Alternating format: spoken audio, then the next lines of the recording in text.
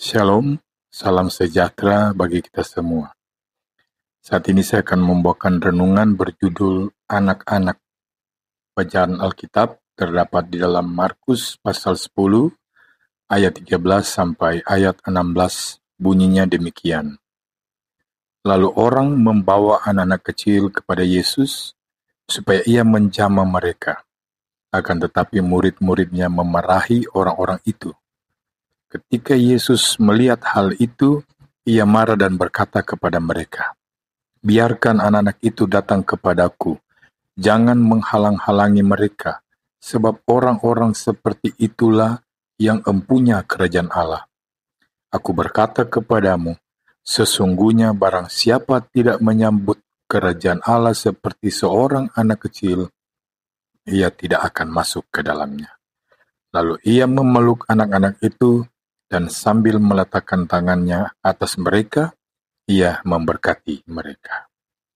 Saudara-saudara yang Kristus kasihi, tulus dan lugu, itulah anak-anak.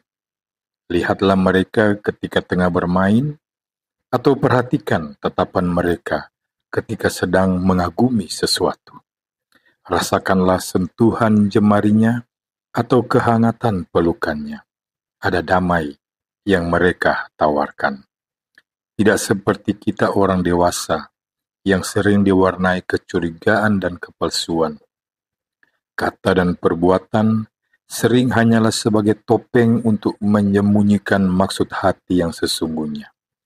Maka dalam hal ketulusan dan keluguan, sudah selayaknya kita berguru pada anak-anak. Namun anak-anak juga lemah dan tiada berdaya. Karenanya tidak jarang mereka mengalami diskriminasi dan kesewenang-wenangan. Di pabrik, di perkebunan, dan di tempat kerja lainnya, jutaan anak bekerja, tidak jarang dengan jam kerja yang tidak manusiawi, upah dan perlindungan yang sangat minim, padahal seharusnya mereka tengah senang-senangnya bermain dan belajar, mengenyam bangku sekolah serta dinamikanya. Di jalanan, terutama sejak krisis moneter berkepanjangan terjadi, jutaan anak lainnya terpaksa menceburkan diri ke dalam kerasnya kehidupan. Mereka menjadi penyemir sepatu, pengamen, dan pengemis di perempatan jalan. Tidak jarang mereka harus menerima pemerasan, pelecehan, bahkan penyiksaan dari orang-orang dewasa di sekitarnya. Mereka hidup seolah-olah tanpa perlindungan, bahkan hukum diam 1000 bahasa terhadap nasib mereka. Padahal seharusnya mereka tengah senang-senangnya menghirup kehangatan kasih sayang keluarga. Juga di tengah-tengah keluarga dan masyarakat umumnya, sering pula terjadi ketidakadilan dan kekerasan tersembunyi terhadap anak-anak. Hak-hak mereka ditindas, suara hati mereka diberangus. Beberapa contoh kecil, di loket bioskop ataupun di supermarket, orang dewasa suka menyerobot kalau yang mengantre adalah anak-anak. Di kendaraan umum, tidak jarang anak-anak harus duduk di pangku, walaupun sama-sama membayar. Malahan banyak sopir kendaraan umum yang tidak mau menaikkan anak-anak. Sering pula anak-anak dipaksa mengikuti keinginan orang tua. Demi alasan ekonomi, orang tua memaksa anak-anak mencari nafkah, bahkan menyuruh mereka mengemis. Demi ambisi dan prestise orang tua, anak-anak dipaksa melakukan banyak hal yang bisa jadi justru menyiksanya, dan mereka tidak bisa protes. Padahal, anak-anak itu harusnya tengah senang-senangnya menikmati tumbuh kembang dunia mereka. Ya, betapa menyedihkan nasib anak-anak, terutama di negara-negara miskin dan berkembang termasuk negara kita. Padahal mereka adalah pemilik masa depan. Pada saatnya nanti, mereka akan mengambil alih peranan kita sekarang. Lalu, pertanyaannya bagaimana di gereja? Memang ada pelayanan sekolah minggu, tapi mari kita bertanya, dari seluruh program gereja, pada prioritas berapa pelayanan sekolah minggu ditempatkan? Dan dari sekian banyak anggaran yang dirancang, berapa persen yang disediakan buat pelayanan sekolah minggu?